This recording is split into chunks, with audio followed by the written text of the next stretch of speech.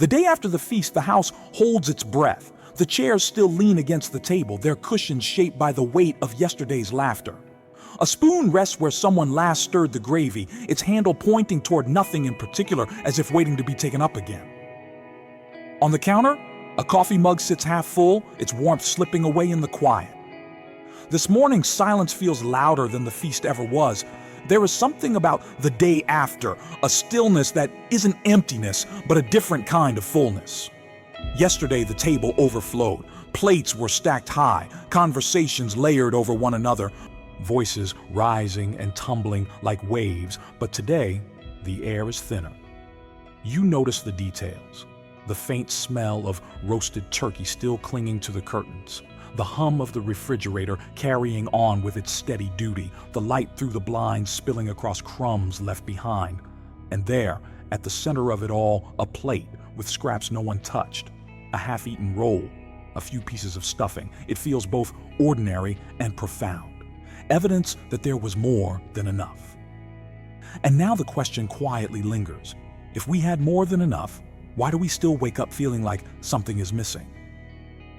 Sometimes the coffee in the mug feels heavier than we are.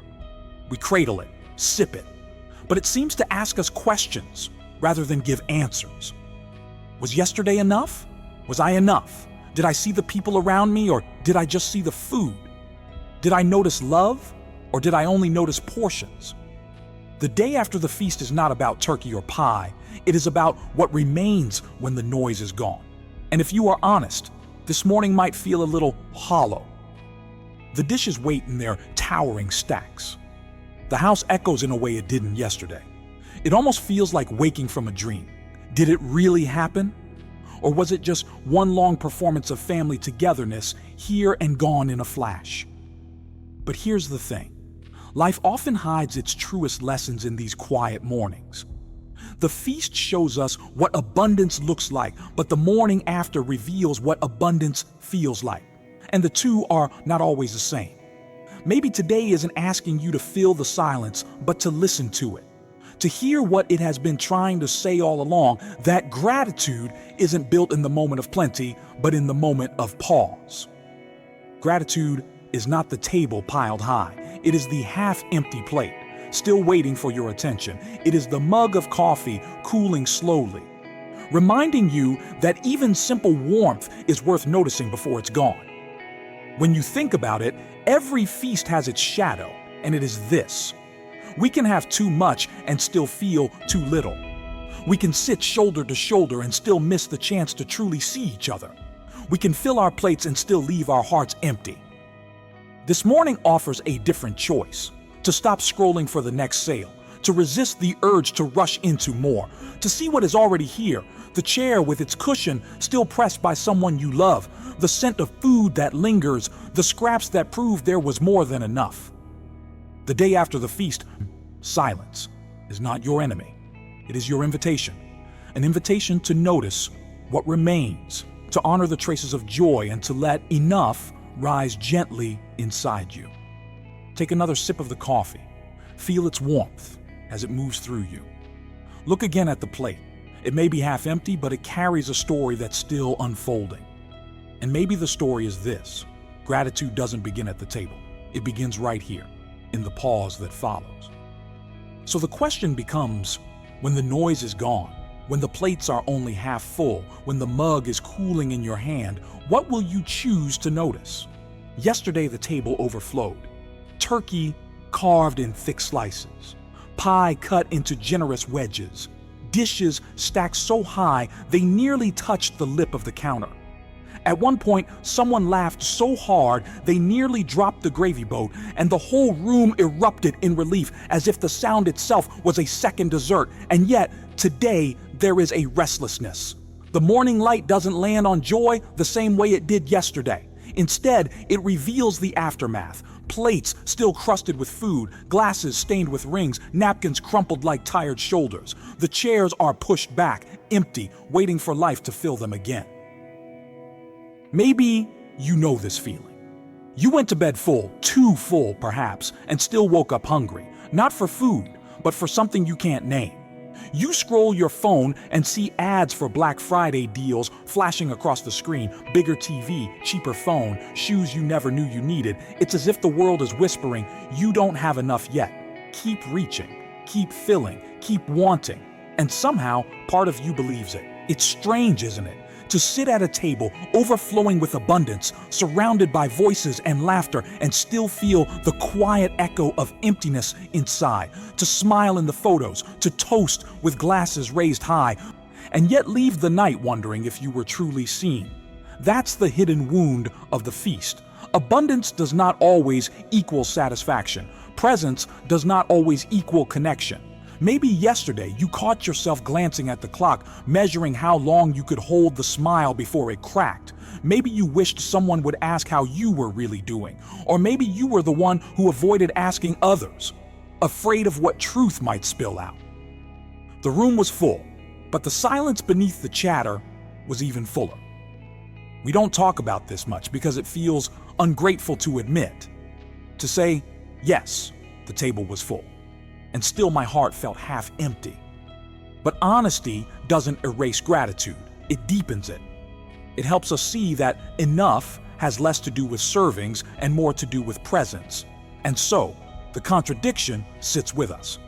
Yesterday, food was piled high, but connection felt shallow. Today, leftovers wait in the fridge, but the longing is not for more stuffing or pie, it is for something less tangible, to be noticed, to be valued. To know that when you pulled up your chair, it wasn't just your body that was welcomed, but your soul. We live in a culture that tells us more is always better, that the answer to emptiness is another purchase, another plate, another distraction. But deep down, you and I both know that's not true. Because if more could fix it, then why do we still feel this ache after a night of abundance? The ache is not a flaw, it's a signal. It's life's way of whispering, there is a difference between being full and being fulfilled. Maybe that's the question the day after the feast is asking us. How can a table so full still leave us searching? The answer won't be found in the shopping cart or in another serving reheated at midnight. The answer waits in presence, in looking across the table and seeing more than dishes and food. It waits in noticing the way someone's laugh rises higher when they feel truly understood. It waits in pausing long enough to taste not just the meal, but the moment. It's easy to miss because hunger is louder than presence. Consumption is more familiar than connection. But the table that matters most is not the one covered in dishes. It's the one where your heart finally feels at home. So if you woke up restless today, you are not alone. If abundance left you aching, you are not broken. You are simply human, longing not for more portions, but for deeper presence. And presence begins with one quiet act, to notice what is already here. So, as you glance at the half-empty plate or lift the mug cooling in your hand, let the silence ask you a gentle question. Will you keep chasing more, or will you begin to notice enough? This morning, as I carried a plate of leftovers to the table, I heard a voice behind me. Why are we eating alone today? Yesterday felt different. It was such a small question, asked by a child whose feet barely reached the floor. But it cracked something inside me. The plate in my hand suddenly felt heavier, though it was stacked only with reheated stuffing and a slice of pie. It wasn't the food that weighed me down. It was the realization that abundance without connection had left us lonelier than before. I stared at the plate. It was full, but it looked empty. The bread, the vegetables, the cold slice of turkey, all there, and yet none of it satisfied. It struck me like a quiet thunder. If even here, surrounded by leftovers, surrounded by more than enough, I cannot feel full, then maybe the hunger I carry isn't for food at all. We don't often admit these cracks out loud. We prefer to smooth them over with busyness, with jokes about how much we ate or plans to burn it off at the gym. But in that moment, the silence after my child's question held more truth than all of yesterday's laughter combined. The truth was this: yesterday I ate plenty, but I did not always pay attention. I smiled, but sometimes it was a smile that skimmed the surface. I sat at the table, but I didn't always listen deeply. And now, here in the morning light, the price of that inattentiveness showed itself. If I keep living this way, chasing more food, more noise, more proof that I am enough, I will wake up one day and find I have missed the very moments that were supposed to matter most. That is the danger of never naming enough. You can keep stacking your plate higher, keep piling your calendar fuller, keep saying yes when your heart whispers no. And one day, you realize you have a house of abundance, but a spirit of scarcity. The child's question was simple: why are we eating alone today? But underneath it was another question, one that echoed through the room. Why do we still feel alone, even together? It is here, in these cracks, that the real reckoning happens, not in the loud feast, but in the quiet after. The day after asks you gently but firmly, if you can't be satisfied here, will you ever be satisfied anywhere? I looked again at the plate. A half-empty roll, a slice of pie gone soggy at the edges. And yet, that plate became a mirror.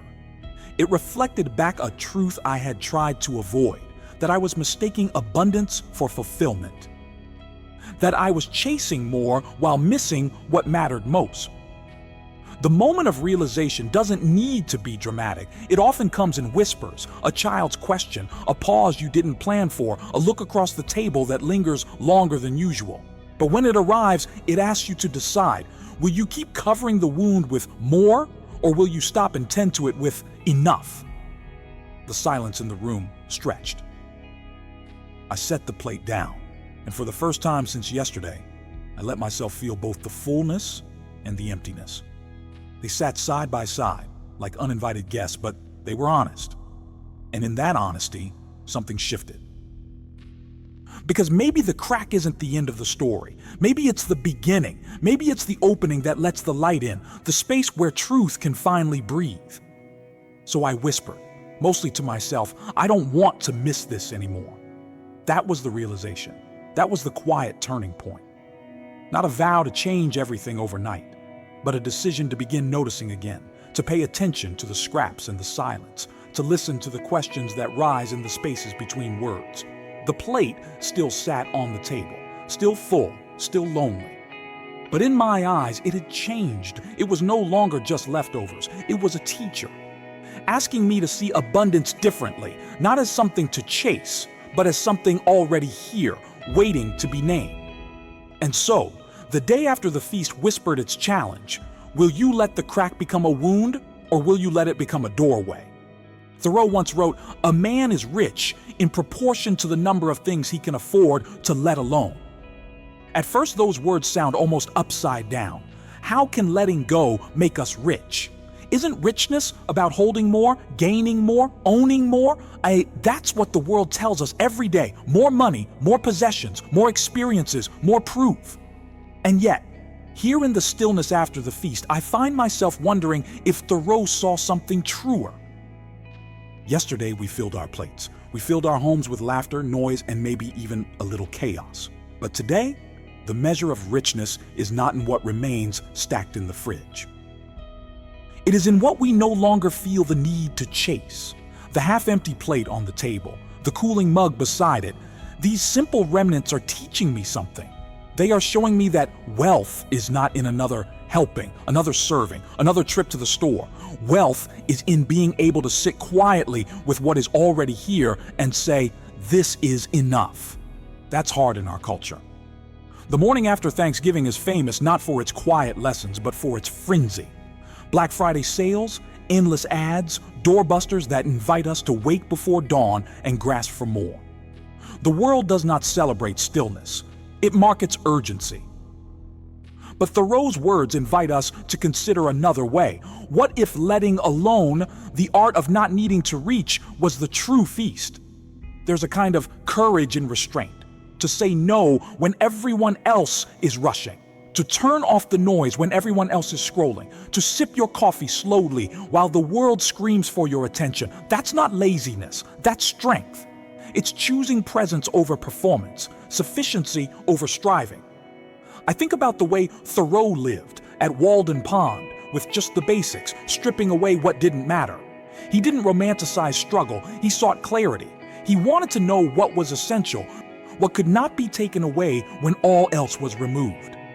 That's what I hear in his words. Richness is not what we pile on top, but what stays steady when we let the rest fall away. And maybe that's the deeper gift of Thanksgiving, not the abundance of food for one night, but the abundance of noticing in the morning after. Gratitude grows not when the table is heavy, but when the heart is light. When I hold the mug in my hands, I realize it isn't the coffee itself that matters, it's the warmth.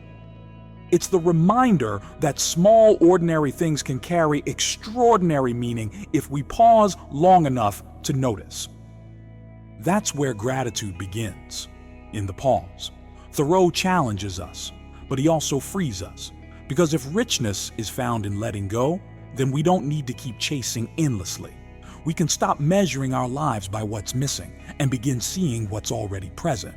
We can recognize that even silence, even an ordinary morning, can be a kind of feast. So maybe the invitation today is simple. Not to add, but to subtract. Not to chase, but to release. Not to consume, but to notice. To find the wealth that hides in the spaces we usually hurry past. The quiet after laughter, the crumbs that testify to joy, the stillness that holds memory. The day after the feast, gratitude is not loud. It doesn't need to be. It sits quietly, like a plate half full, waiting for your eyes to see it differently. Waiting for you to say, enough was already here. And maybe, just maybe, that is the richness Thoreau wanted us to discover, not in what we add to the table, but in what we no longer need to reach for. So here is the hinge, the question the silence asks as you sit in the afterglow. What if the richest thing you can do today is to let go? The day after the feast, the question lingers, what now? It is one thing to recognize the truth, that abundance can leave us restless, that enough is already here, but another to live it. Insight without action is like a candle never lit. It holds potential but offers no warmth. What we need are small human ways to carry the lesson into our ordinary day. Not grand resolutions, not sweeping promises, just pocket-sized acts of gratitude. Little steps that fit in the palm of your hand and remind you that presence is always possible. Here's the first one. Before you clear the table, pause. Look at the plate that's still half full. The mug still cooling. Instead of rushing to scrub it all away, name one memory from yesterday you want to keep. Say it out loud, even if no one else hears. The way Mom laughed at the wrong punchline. The way the candles flickered when the window cracked open. The way my nephew leaned on my shoulder without saying a word. Naming anchors the memory, pulling it from the blur and setting it gently in your heart. Gratitude begins in noticing, and noticing takes time. The second step, send one thank you message. Not a paragraph, not a speech. Just a few words that let someone know they mattered yesterday. Thanks for bringing your story. I'm glad you sat beside me. I love the way you made the kids laugh. These messages cost nothing, but they feed something we all hunger for, the knowledge that our presence made a difference. And when you give that gift, it often circles back, softening the distance that silence can grow. The third practice, 10 quiet minutes without your phone. Not a heroic digital detox, not an entire day offline, just 10 minutes. Sit with your coffee, step outside, or rest in a chair by the window. Feel the air in your lungs, the warmth of the cup in your hands, the rhythm of your own heartbeat. Let the silence fill you instead of frighten you. The world won't collapse in those 10 minutes, but you might find your restlessness easing, your gratitude deepening. These steps are small, but they are not small in power. Each one shifts your attention from scarcity to sufficiency, from chasing more to cherishing what already is. They teach you that you don't have to wait for next Thanksgiving to practice gratitude. You can practice it right now, in the ordinary light of today. And here is the truth worth holding close. When you choose even one of these actions, you are rewriting the story of your day. You are proving to yourself that you are not bound to the endless cycle of consumption. You are showing your spirit that it can be nourished by presence, not just portions. It is easy to think that change requires a grand turning point, but more often, it grows out of these quiet moments. Washing one dish with care, sending one kind text, sitting in silence for a handful of breaths. These are not trivial. They are threads that, woven together, form a new pattern of living. Because gratitude is not a mood you wait to feel. It is a practice you choose to make, and practice becomes habit. Habit becomes character, and character shapes a life that knows how to be full even when the table is not. So today, before the noise of sales and schedules pulls you away, try one, just one. Choose a memory, send a message, sit in silence. Let that be your way of saying to yourself, enough is here. I see it. I will not miss it. And tomorrow, if you want, choose another. Step by step, you will find yourself less hungry for what the world insists you need and more grateful for what you already hold. So pause now, friend. The mug is waiting. The plate is waiting. Your heart is waiting. And the only question left is, what small act of noticing will you choose today? Later in the afternoon, I warmed the leftover coffee. The mug that sat cooling all morning now filled the kitchen with its gentle steam. I carried it back to the same table, where the half-empty plate still waited, crumbs scattered like quiet reminders of yesterday. This time, though, the scene felt different. The silence wasn't heavy anymore. It was softer, like a blanket laid gently across tired shoulders. The house wasn't asking me to fill it with noise. It was inviting me to notice that it was already holding me. I lifted the mug and took a slow sip. The taste wasn't as sharp as yesterday's, but there was a sweetness in it, a sweetness that came not from sugar, but from presence. For the first time all day, I realized the feast was over, yes, but the table was still full of memory, full of traces, full of enough. And in that moment, the symbol returned. What once looked like absence now appeared as abundance. The plate was not just scraps, it was proof that there had been plenty. The mug was not just coffee, it was warmth, waiting patiently for me to notice. This is what the day after the feast can teach us if we let it. That abundance is not about portions, but presence. That enough is not measured by how high the dishes stack, but by how deeply we see one another. That gratitude is not confined to one holiday. It is woven into the ordinary hours we often overlook. I think of Thoreau again. His words echo here with even more weight. He is richest who is content with the least. Contentment is not the prize of the rich. It is the gift of those who choose to see. The wealth of this moment is not in what I add, but in what I allow to be enough. So maybe this is how we carry Thanksgiving forward, not by waiting for another holiday, but by finding gratitude in the scraps and silences of daily life. By learning to say, this chair, still pressed by someone I love, that is enough. This mug, warm in my hands, that is enough. This breath, rising and falling in my chest, that is enough. Because the truth is, we don't always need more. We need to notice what's already here, and when we do, something remarkable happens. The ache for more begins to loosen. The restlessness quiets. The room no longer feels empty because our hearts are awake. Friend, you are not missing abundance. You are surrounded by it. In the people who share your table, in the silence that holds yesterday's laughter, in the small acts that remind you of your own capacity for love. The challenge is not to gather more, but to see more clearly. So as you finish this day, I invite you to try one thing. Before you set the mug in the sink, pause.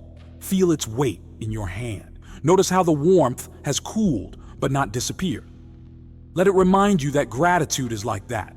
Sometimes quiet, sometimes faint, but always present if you will just hold it a little longer. The feast has ended, but the story continues. The table is still full. The mug is still waiting.